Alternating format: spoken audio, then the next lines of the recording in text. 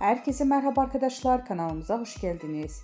Sinem Ünsal sette paylaşım yaptı. Sevgilisi Berk Cankatı'dan anında yorum geldi.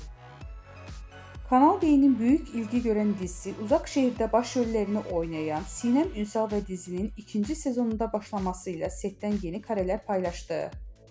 Ünsal sosyal medya hesabının üzerinden yaptığı paylaşımda set atmosferinden dair anıları takipçileriyle paylaştı. Bu paylaşım kısa sürede büyük beğeni toplarken sevgilisi ve aynı zamanda oyuncu olan Berk Cankat'tan anında bir yorum geldi. Sinem Ünsal dizide aile karakterine hayat verirken sette yaptığı paylaşımlarda adından söz ettiriyor. Geçtiğimiz aylarda yeni yaşını kutlayan oyuncu sosyal medyada sevgilisi Berk Cankat'tan gelen romantik doğum günü mesajı ile dikkatleri üzerine çekmişti.